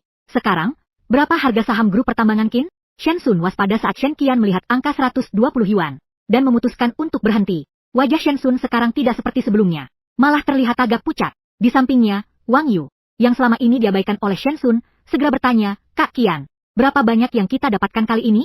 Shen Sun akhirnya menanggapi dan menjawab, sekitar 40 miliar. 40 miliar. Wang Yu melotot. Pikirannya berputar-putar seperti disambar petir. Seolah-olah dia sudah gila. Ayahku pun tidak akan bisa mendapatkan 40 miliar dalam 10 kehidupan. Xiao Sun, kita kaya raya. 40 miliar ini seumur hidup pun tidak akan habis. Cukup. Diiringi raungan marah yang dalam, Shen Sun tiba-tiba membuka botol air mineral dan menyiramkannya ke wajah Wang Yu. Sun, ada apa denganmu? Wang Yu, yang hidungnya basah kuyup, sambil tersedak-sedak, bertanya dengan tenang. Saat itu, Shen Sun mengeluarkan sebuah buku catatan dan menghitung sesuatu di atasnya. Berapa banyak yang dihasilkan Qian Jie kali ini? Dia sudah dihabiskan. Shen Qian berkata dengan pasrah, totalnya 230 miliar. Wang Yu menghirup napas dalam-dalam. Orang itu benar-benar hebat, ya? Dia berhasil mengantongi 230 miliar. Berapa modal awalnya, sih? Shen Sun menghela napas lega, tapi alisnya tetap berkerut. 200-an miliar memang tidak berarti bagi dia, tapi industri manufaktur Hong Kong pasti hancur. Sambil berkata, Shen Sun memeriksa situasi 10 grup manufaktur terbesar di kota Hong saat ini. Hasilnya, semuanya bangkrut. Wang Yu mendadak terkejut. Xiao Sun, bagaimana dengan grup properti ayahku? Bangkrut juga? Tanya Wang Yu, sambil menatap layar komputer dengan wajah muram. Ya, bangkrut juga. Tapi uang keluargamu akan kubagi padamu. Cukup untuk membuka 10 perusahaan lagi. Aku pergi. Saat itu, Wang Yu baru menyadari. Bukan hanya perusahaan keluarga Wang, perusahaan properti ayah Shen Jian juga bangkrut dalam sekejap. Dan mereka yang berkecimpung di properti masih tergolong beruntung. Karena sektor ini relatif stabil dan dampaknya tidak terlalu besar. Kelompok-kelompok yang bergerak di industri kayu, konstruksi, pengolahan, dan produksi hululah yang benar-benar sial. Pabrik kapal paman kedua saya juga bangkrut. Ada juga grup pakaian paman tiri saya. Xiao Sun, bagaimana bisa penjual pakaian pun terkena dampaknya? Bukankah itu tidak berhubungan dengan properti? Wang Yu terus mengoperasikan komputer sambil memeriksa, dan wajahnya semakin pucat. Wang Yu memeriksa informasi grup yang terkait dengan kerabat dan teman-temannya di memori Meijia dengan gila-gilaan. Dia mendapatkan jawaban yang mengejutkan. Ini tidak mungkin, kata Wang Yu sambil mengangkat tangannya. Keluarga mantan pacarku yang bingung itu juga bangkrut. Mereka bahkan belum go public. Ini tidak masuk akal. Apa yang tidak masuk akal? Shen Sun dengan tenang berjalan ke depan dan mematikan komputer digital. Di hadapan para netizen, tubuhnya memancarkan aura pemimpin yang tenang, serta aura pemimpin yang sangat profesional, seolah-olah sangat menguasai pasar saham Hong Kong. Aku pernah bilang, di pasar saham Hong Kong, selain saham blue chip, sisanya adalah sampah. Sampah-sampah ini tidak hanya muncul dalam bentuk perusahaan yang terdaftar di bursa. Ingat perusahaan cangkang yang aku suruh kamu atur, kata Shen Sun. Ya, jawab Wang Yu, matanya langsung bersinar dan seolah-olah tersadar. Benar. Di era di mana semua orang ingin mendapatkan keuntungan berlebih melalui spekulasi, ada banyak cara untuk mengemas menjadi saham sampah yang terdaftar, hanya menghasilkan keuntungan lebih dari 200 miliar. Namun, di balik angka 200 miliar itu, mungkin terdapat kerugian kekayaan hingga ratusan miliar. Mereka berasal dari berbagai penjuru masyarakat, dan sangat berkaitan dengan setiap orang. Setelah ini, ekonomi pasar saham Hong Kong akan mengalami pukulan berat. Nada suaranya saat menginterogasi terdengar berat dan sangat serius. Kelompok seperti milikmu yang mampu bangkit dari keterpurukan, untuk sementara masih bisa membentuk, tetapi ini juga berarti, kalian harus menanggung tanggung jawab yang lebih besar, untuk membantu orang-orang di industri ini bangkit kembali. Di sudut gelap yang jauh, berbeda dengan Wang Yu yang sedang kebingungan. Saat ini dia sedang dikelilingi oleh para operator, dengan mata memerah menatap layar komputer. Hebat! Kali ini kita meraup 200,200 miliar. Hanya dalam sehari, kita sudah meraup puluhan miliar dolar, dan hampir tanpa risiko. Para operator sampainya dan bersiul, bahkan lebih bersemangat daripada saat Natal tiba. Namun, mendengar keributan itu, ia tiba-tiba menepuk meja dan berteriak dengan nada histeris.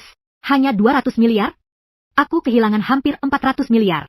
Sialan orang-orang Kyushu. Suasana kantor langsung menjadi dingin. Para operator saling bertatapan. Sama sekali tidak tahu mengapa ia begitu marah, dan hanya buru-buru bertanya, apakah sudah diketahui siapa dalang di balik grup pertambangan Qin? Nama tempatnya. Seorang operator dengan gemetar mengambil sebuah berkas.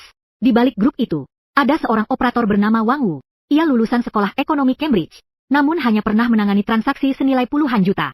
Wang Wu segera membuka berkas itu, menatap foto di dalamnya dengan tatapan penuh kebencian, dan menggertakkan gigi. Sungguh memalukan bagi orang Kyushu, karena dia sama sekali tidak percaya bahwa seorang pekerja biasa lulusan Fakultas Ekonomi Cambridge, seorang mahasiswa Kyushu, bisa membuatnya kalah begitu telak. Berapa banyak doktor dan akademisi yang datang kepadanya seperti peziarah untuk meminta nasihat tentang rahasia pasar keuangan. Pertarungan sebelumnya di pasar saham Hong Kong juga telah membuktikan bahwa lawannya adalah salah satu otak terhebat di dunia. Namun, ternyata dia hanyalah seorang operator yang menangani proyek senilai puluhan juta, segera belum pernah mengelola dana lebih dari 100 juta untuk merekrut orang ini. Dengan penuh dendam dan amarah, dia berkata, aku ingin melihat dengan cara apa dia berhasil mengalahkan strategiku di pasar saham Hong Kong. Sementara itu, orang bernama Wang Wu itu tidak menyadari bahwa seorang legenda di dunia keuangan telah mengarahkan kekuasaannya padanya, membuatnya mengalami bencana putus asa yang bahkan di kehidupan berikutnya pun sulit dilupakan. Malam yang tenang, namun desa Changping tidak tenang. Pasien, apalagi yang ingin Anda minum? Saya akan segera menyuruh asisten membawakannya. Malam ini kita tidak akan pulang sebelum mabuk. Di pintu desa yang rusak, Shen Fu dan Wang Fu sedang menggelar pesta, mengundang ratusan warga desa untuk berkumpul. Sambil memegang gelas anggur dan berteriak tidak akan pulang sebelum mabuk. Mereka juga menangis terseduh-seduh seperti orang gila. Warga desa yang menyaksikan pemandangan ini merasa kedua orang itu sedikit gila. Tapi siapa yang tahu bahwa dalam 12 jam hari ini, keduanya telah mengalami pasang surut yang dramatis. Akse tak perlu dijelaskan lagi. Awalnya hendak bunuh diri dengan melompat dari atap, namun dibujuk oleh anaknya. Ia menyaksikan teori ekonominya membuahkan hasil, membersihkan saham-saham sampah di bursa Hong Kong, menjadikan keluarga Shen miliarder. Wang Fu dan Silin bangkrut, namun ia tahu anaknya meminjamkan puluhan juta kepada Shen Sun. Uang yang akan ia dapatkan kali ini takkan kurang dari 10 miliar yuan. Melambung tinggi, Shen tua, Kan sudah kubilang anakmu punya masa depan cerah. Tidak seperti anakku yang benar-benar sampah. Wang Fu, yang sudah mabuk berat, tampaknya sama sekali tidak khawatir. Shen Sun akan membawa uang itu, dan melarikan diri. Sebab, bahkan di kehidupan sebelumnya setelah Shen Fu pergi, Wang Fu tanpa ragu mengambil alih tanggung jawab merawat Shen Sun. Ia selalu percaya, Shen Sun bukanlah pemuda biasa, pasti akan mencapai prestasi besar. Jangan bicara begitu. Anakku juga mendapat keuntungan dari keluarga Wang kalian, kata Wang Fu dengan rasa bersalah. Bagaimanapun juga, ia tetap membiarkan Shen Sun terjerumus ke dalam bahaya. Jika kali ini teorinya salah, konsekuensinya tak terbayangkan. Jangan bicara soal mati. Hanya Yang Dong saja sudah cukup membuat keluarga Shen menyesal. Hidup di dunia ini, bahkan mungkin dijadikan perisai manusia. Saat ini dia masih merasa sedikit terguncang. Dan saat itu Shen Mu berlari dari kejauhan. Dia memegang telepon seluler Wang Fu. Dengan gembira dan cemas menyerahkannya kepada Wang Hou. Pak Wang, anakmu menelepon. Bisakah kau tanyakan di mana Xiao Sun sekarang? Si brengsek itu, ayah Wang, langsung bersemangat dan merebut telepon itu. Namun, tepat saat dia bersiap untuk menegur Wang Yu habis-habisan soal obat tidur yang dia berikan, suara Wang Yu yang berteriak minta tolong terdengar dari telepon. Ayah, ada masalah. Xiao Sun diculik oleh Yang Dong. Apa? Ayah Wang langsung berdiri. Tak percaya, uang yang kalian dapatkan sudah dirampas oleh Yang merampas sejak lahir? Bukan Wang Yu yang ditelepon, tapi dia yang baru saja mengalami perkelahian dan terengah-engah. Kita menghasilkan 40 miliar. Xiao Sun memberiku kartu bank, berisi 15 miliar. Katanya sebagai hadiah untuk keluarga kita. Dia juga bilang agar ayah mengambil 10 miliar untuk berinvestasi di properti di daratan. Jangan bicara soal itu, ayah. Cepat cari orang untuk menyelamatkan Xiao Su. Aku takut Yang Dong yang itu akan membunuh Xiao Su. Begitu selesai bicara, Wang Yu langsung menutup telepon. Wang Fu buru-buru mengumpat. Anak nakal. Saat sadar kembali, ia melihat ayah dan ibu Shen pucat pasi. Keduanya memang sudah curiga. Di zaman ini, isolasi suara ponsel tidak sebaik itu. Mereka pasti sudah mendengar sebagian besar ucapan Wang Yu. Terlihat ibu Wang yang terlalu terkejut. Dengan gemetar memohon pada Wang Fu, agar pasti membantu. Lalu, dengan bunyi, peng, sambil memegangi dadanya dan terjatuh ke lantai. Pada saat yang sama, ponsel Wang Fu berdering lagi. Istri Wang Fu, Shen Fu, memeluk suaminya dengan penuh kegelisahan. Sementara Wang Fu mengayunkan tangannya sambil mengumpat dan keluar rumah. Siapa itu? Begitu mengangkat telepon, ia mendengar suara dingin dari seberang. Halo, Tuan Wang. Saya Long Qi, Kepala Tim Pusat Pemantauan Keuangan Jiuzhou.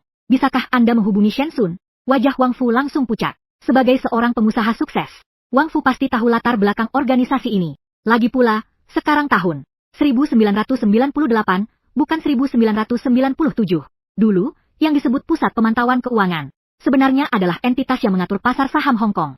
Semua orang tahu bahwa, setelah tahun 1997, pasar saham Hong Kong diatur oleh Jiuzhou.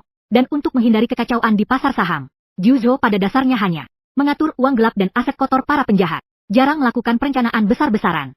Saat ini, sebuah departemen tingkat nasional tiba-tiba mencarinya. Tidak mungkin Wang Fu tidak merasa tegang adalah hal yang mustahil. Dia menelan ludah dengan gemetar, menenangkan diri, lalu perlahan berkata, Halo, Kepala Tim Long, saya baru saja menerima telepon dari anak saya. Xiao Sun. Dia dibawa pergi oleh presiden yang dari grup sekuritas Yuan Hao. Bisakah Anda membantu mencarinya? Tuh kata-kata Wang Fu belum selesai. Pihak seberang sudah menutup telepon. Hanya menyisakan keheningan yang mencekam di tengah pesta yang ramai, di mana wajah Wang Fu dan Fu yang memancarkan keheningan yang mencekam. Dia segera memerintahkan asistennya untuk membawa ibu dewa ke rumah sakit. Di kegelapan Kowon City, Hong Kong, Shen Sun ditutup matanya. Dia mendengar suara klakson berulang kali dari sekelilingnya. Setelah suara klakson mereda, kendaraan itu berhenti di tempat yang relatif sepi. Tangannya menggenggam sebuah tangan kecil. Shen Sun tahu itu adalah tangan sepupunya, Shen Qian. Dan saat itu, Shen Qian juga sedikit gugup.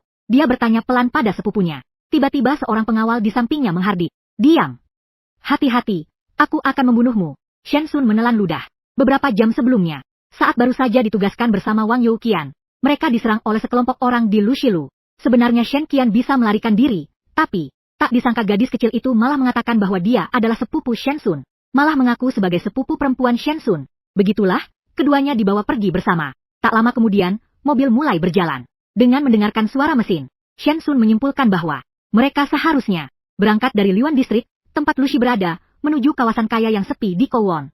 Jadi, jelaslah bahwa orang yang menculiknya adalah Yang Dong. Benar saja, 10 menit kemudian, mobil berhenti di depan sebuah villa mewah. Para menarik Shen Sun dan Shen Xian keluar dari mobil, lalu mendorong keduanya masuk ke dalam villa. Saat pengawal melepas penutup mata Shen Sun, ia menyadari bahwa dirinya berada di ruang tamu yang megah. Di sofa duduk, Yang Dong dengan wajah bersemangat, terus-menerus menggosok-gosok tangannya, serta seorang pengusaha kaya yang mengenakan setelan mahal. Begitu melihat orang itu, Hati Shen Sun langsung berdebar. Di kehidupan sebelumnya, ia sering melihat keluarga ini di televisi. Mereka memiliki kompleks villa terbesar di kota Hong Kong, merupakan pelopor properti di kota itu, bernama Huang Haitao. Beberapa orang lainnya adalah anak buahnya, Direktur Huang dari distrik Liwan, dan Direktur Gu yang bergerak di bidang perdagangan luar negeri dari pelabuhan Wan Chai. Mengapa mereka begitu kasar? Di samping Yang Dong duduk Profesor Zhang Kang, yang menatap Shen Sun dengan pandangan penuh kekaguman. Sementara itu, Yang Dong mendekati Shen Sun untuk duduk. Jangan takut, kami pasti tidak akan menyakitimu. Shen Sun melirik Shen Qian. Terlihat, Shen Qian pucat pasi setelah mengenali ketiga orang itu. Dia dan Shen Sun sama-sama orang cerdas. Sejak melihat ketiga orang itu, mereka langsung mengerti bahwa dua orang di rekening. Yang Dong pasti terkait dengan ketiga bos ini. Singkatnya, ketiga bos ini adalah mitra bisnis Yang Dong. Saat ini, mereka menculik Shen Sun hanya untuk membagi uang. Anak muda ini tampan sekali. Memang benar penampilan mencerminkan hati. Muda tapi sudah berprestasi. Saat Shen Sun menarik tangan Shen Xian dan duduk, Huang Haitao dari kelompok Nenek Naga segera mendekat ke Shen Sun dan bertanya, "Maaf, apakah gadis ini adalah sepupu saya?" Shen Sun langsung berkata, "Tolong atur penginapan untuk kami." "Oh, begitu," kata Huang Haitao dengan sopan. Di bawah tatapan beberapa orang, Yang Dong tak menahan diri dan berjalan ke arah Shen Sun, berdesakan di sampingnya sambil menepuk bahunya. "Sun kecil, kamu hebat. Aku tahu keluarga Wang tidak akan merekomendasikan orang yang tidak berguna padaku. Sama seperti ayahmu, kamu juga pedagang yang hebat. Bagaimana bisa kamu meraup begitu banyak dalam satu transaksi?" Melihat ekspresi ramah Yang Dong, Shen Sun langsung menyadari bahwa orang ini sedang memujinya. Jika Huang Haitao bisa menemuinya, bagaimana mungkin dia tidak tahu berapa banyak uang yang dia hasilkan? Mungkin sejak saat 40 miliar ditransfer ke rekeningnya, mereka sudah mengincar posisinya. Dari 40 miliar itu, 15 miliar diantaranya adalah uang yang dikembalikan kepada teman. Saat Shen Sun sedang berpikir demikian, Direktur Huang dari distrik Liwan mengumpat, "Semua untungnya diambil oleh keluarga Wang." "Aku bilang, Nak, kamu benar-benar tidak tahu diri. Kalau tahu ada bisnis yang begitu menguntungkan, kenapa tidak datang lebih awal ke kami? Kami kan kekurangan uang, memberimu 1 atau 20 juta. Bukankah itu mudah dan tidak merepotkan?" Dia tertawa canggung. Dia tahu orang-orang yang duduk di depannya. Ini adalah binatang berbulu manusia, yang mulutnya berkata rugi, tapi sebenarnya berharap bisa untung besar tanpa mengeluarkan sepeser pun. Banyak saham sampah di Hong Kong itu, ada hanya untuk memuaskan nafsu spekulasi mereka. Kali ini Soros meraup 240 miliar dari saham Hong Kong. Mereka harus tanggung jawab yang sangat besar. Tentang duo-duo, aku tidak akan membicarakannya. Yang Dong menelan ludah dengan cemas. "Sun, kamu mengambil sekitar 10 juta dari rekening pribadiku. Kita punya aturan kita sendiri. Uang keluarga Wang bisa diabaikan. Berikan uang ini kepada kami, dan di masa depan, pekerjaan dan hidupmu, termasuk menikah, akan kami urus semuanya. Apapun permintaanmu bisa diajukan. Semuanya bisa dinegosiasikan." Begitu Yang Dong selesai bicara, Shen Sun tidak bisa menahan diri untuk tidak mengumpat. "Yang Dong bajingan ini, nafsu makanmu memang besar. Total 40 miliar, 15 miliar sudah diberikan ke Wang Yu. Sisanya 25 miliar. Jadi, orang-orang ini ingin mengantongi seluruh 25 miliar itu, ya?" Di hadapan Huang Haitao, Shen Xian juga menyadari ada yang tidak beres. Lalu mendekati dada Shen Sun. Sementara Shen Sun tersenyum tipis, sambil mengangguk. Ia mengeluarkan sebuah kartu bank dari saku celananya. Dengan santai berkata, "Pak Yang, jangan khawatir. Saya sudah mempersiapkannya sejak lama. 500 juta ini adalah hak Anda. Tanpa modal Anda, saya tidak mungkin bisa menghasilkan uang sebanyak ini." Begitu kata-kata Shen Sun itu terucap, Huang Haitao, Direktur Huang, dan Direktur Hu yang hadir di sana langsung pucat. Yang Dong juga menunjukkan ekspresi canggung. Jelas dia tidak peduli berapa banyak yang diberikan Shen Sun kepadanya. Lagi pula dia sendiri sudah menanamkan modal 200 juta. Dan sudah menghasilkan banyak uang, tapi tidak merasa tenang. Masalahnya, Bam, Direktur Hu yang biasanya temperamental, menepuk meja dengan keras. Menunjuk hidung Shen Sun sambil berteriak, "Dasar bocah nakal. Kau sedang memberi sedekah pada pengemis, ya? Wuyi, tahukah kau berapa banyak kerugian yang kita derita karena ulahmu? 500 juta itu bahkan tidak cukup untuk mengisi celah gigiku. Tahukah kau berapa banyak aset kita menyusut karena manuvermu ini?" Shen Qian, yang berteriak, Shen Qian mundur sedikit, ke samping Shen Sun, menatap sepupunya dengan panik. Namun, Shen Sun hanya tersenyum tipis padanya. Seolah-olah, Shen Qian sudah lama mendengar reputasi orang-orang ini. Begini saja, bahkan jika ayah Shen Qian ada di sini, dia pun tidak punya hak untuk duduk di meja yang sama dengan para bos ini. Kekuatan ketiga orang ini, cukup untuk mempengaruhi seluruh ekonomi Kyushu. Apakah Shen Sun benar-benar bisa mengatasinya? Saat ia merasa cemas, sebuah tangan hangat dan besar diletakkan di atas tangan Shen Qian yang lembut dan ramping. Shen Qian menatap pria di sampingnya, berpikir, apakah ini masih sepupuku yang dulu? Benar-benar lembut. Shen Sun diam-diam meremas tangan kecil sepupunya, menikmati sejenak sebelum berkata, "Jika bukan karena kami, mungkin kalian bertiga sudah bangkrut sekarang. Sebenarnya, kalian bertiga mungkin harus berterima kasih kepada kami. Anak nakal, Omong kosong apa yang kau katakan? Direktur Hu menepuk meja dengan keras. Gelas anggur terjatuh ke bawah meja, pecah dengan bunyi yang nyaring dan menusuk telinga. Dalam sekejap, suasana di ruangan itu membeku. Aku tidak perlu berbohong pada kalian. Shen Sun mengangkat bahu. Jika kalian tidak percaya, tanyakan saja pada Profesor Zhang Kang ini. Kalian pasti percaya padanya, bukan? Begitu kata-katanya selesai. Semua pandangan di ruangan itu berpaling ke Profesor Zhang Kang di samping. Tuan Hu, jangan terburu-buru. Apa yang dikatakan pemuda ini benar adanya. Profesor Zhang Kang menggosok-gosok tangannya dengan penuh semangat. Matanya seolah dipenuhi bintang-bintang. Jika bukan karena pemuda ini, seluruh Kyushu mungkin akan mengalami bencana yang lebih besar. Jika pemuda ini tidak keberatan, saya bersedia memohon padamu untuk menjadi guruku. Begitu kata-kata itu terucap, seluruh ruangan terdiam. Siapa Profesor Zhang Kang? Dia adalah tokoh terkemuka di dunia keuangan Kyushu, dan otoritas di mata banyak orang. Namun hari ini, dia ingin memohon kepada seorang pemuda berusia awal 20-an yang belum matang untuk menjadi gurunya. Hal ini sungguh mengejutkan. Huang Haitao berdehem 2 kali. Wajahnya tampak kaku. Profesor Zhang Kang, hari ini kami mengundang saudara muda Shen Sun untuk membicarakan hal yang serius. Mengenai urusan menjadi murid, kita bahas nanti. Bagaimana? Profesor Zhang Kang sepertinya menyadari bahwa dirinya sedikit kehilangan kendali. Dia menata kembali ekspresinya dan kembali ke kursinya. Namun pandangannya tetap tertuju pada Shen Sun, tanpa menyembunyikan sorot mata yang membara. Sebenarnya, kami mengundang saudara Shen kali ini, bukan untuk meminta uang, kata Huang Haitao sambil menyipitkan mata. 2,5 miliar memang bukan jumlah kecil, tapi bagi kami itu tidak terlalu penting. Jika ada yang ingin Anda sampaikan, silakan langsung saja. Shen Sun menjawab dengan tenang dan percaya diri. Si rubah tua ini tadi masih memanggilku, anak muda. Sekarang malah memanggilku adik kecil. Hahaha. Adik kecil, ini juga orang yang blak-blakan. Kalau begitu, aku juga tidak akan bertele-tele, kata Huang Haitao sambil mengambil telepon genggam di atas meja dan menelepon sekretarisnya. Bawa barangnya ke sini sebentar. Seorang sekretaris berpenampilan seksi dengan kaki panjang, mengenakan stoking hitam dan sepatu hak tinggi merah masuk ke dalam ruangan, sambil memegang setumpuk dokumen. Saat sekretaris itu membungkuk untuk meletakkan dokumen di depan meja Shen Sun melirik sekilas, dan pemandangan itu langsung terpampang di matanya. Celana dalam hitam berenda. Sepertinya dia menyadari tatapan Shen Sun, lalu mengedipkan mata menggoda ke arahnya. Shen Sun baru saja hendak mengucapkan terima kasih. Tiba-tiba tangan kanannya terasa sakit. Ternyata Shen Qian di sampingnya sedang cemberut. Tampak tidak senang. Shen Sun segera mengambil berkas di atas meja, untuk menyembunyikan rasa malunya. Kawan, apa kamu melihat sesuatu? Huang Haitao menyipitkan mata, sambil tersenyum lebar, menatap Shen Sun dengan penuh canda. Semua perusahaan internet yang tidak bernilai, kata Shen Sun sambil mengerutkan kening, seolah sudah menebak sesuatu. Memang sekarang tidak bernilai, tapi nanti siapa tahu. Huang Haitao mengambil segelas anggur merah. Guru Huang ingin menaikkan harga saham perusahaan ini, agar bisa dijual dengan harga bagus. Shen Sun berkata, Pak Hu, kalian lihat kan? Berurusan dengan orang pintar memang mudah. Huang Haitao tertawa terbahak-bahak. Benar. Perusahaan-perusahaan ini ada di tangan kita. Pasar saham, setelah ulasanmu ini, akan menghadapi koreksi besar. Sekarang adalah waktu terbaik untuk menaikkan harga saham. Memang pasar saham sedang bergejolak. Para investor merasa cemas. Jika sekarang muncul beberapa saham yang trennya kuat dan bergerak melawan arus, itu pasti akan menjadi perhatian. Saat ini, tidak ada yang tahu sejauh mana harga saham perusahaan-perusahaan ini akan naik. Sekarang adalah waktu terbaik bagi mereka untuk berspekulasi. Harus diakui, insting mereka benar-benar tajam. Bagaimana, mau bergabung dengan kami? Huang Haitao berkata dengan ramah, selama kamu mau, aku jamin kamu akan hidup dalam kemewahan seumur hidup. Soal 25 miliar itu, aku akan memaafkannya. Shen Sun hanya menggaruk-garuk kepalanya tanpa menjawab. Jika benar-benar berhasil mengumpulkan 25 miliar untuk orang-orang ini, apa artinya itu? Nanti, mungkin seluruh perekonomian di meja ini akan berada di tangan mereka. Orang ini benar-benar jahat. Dia akan menaikkan harga saham, lalu menjualnya di puncak tertinggi. Dia akan meraup keuntungan besar.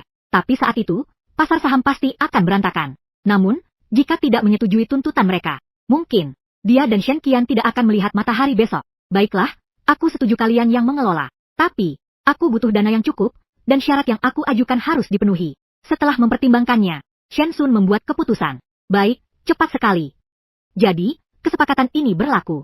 Huang Haitao sangat gembira. Ayo, adikku, aku akan mengangkat gelas untukmu. Setelah itu, Huang Haitao meneguk habis anggur merah di gelasnya. Pada saat yang sama, Direktur Huang, Direktur Hu, dan Yang Dong juga meneguk habis anggur merah mereka. Shen Qian melirik Shen Sun dengan sedikit kekhawatiran. Namun, Shen Sun melemparkan pandangan yang menenangkan padanya. Shen Sun pun menghabiskan anggurnya. Huang Haitao bertepuk tangan. Hidangan lezat satu demi satu dihidangkan di atas meja. Ruangan yang tadi masih tegang, kini dipenuhi tawa dan canda. Setelah makan, Huang Haitao meletakkan tangannya di bahu Shen Sun, berkata dengan nada mabuk, "Shen, adikku, berapa hari lagi kamu butuh untuk menaikkan harga saham menjadi 10 miliar? Aku dengar ayahmu dan yang lain sedang mencari-cari kamu di mana-mana." Ucapan itu sangat jelas, kapanpun dia mencapai tuntutannya, barulah dia akan diizinkan pergi. Shen Sun bahkan menggerakkan kakinya.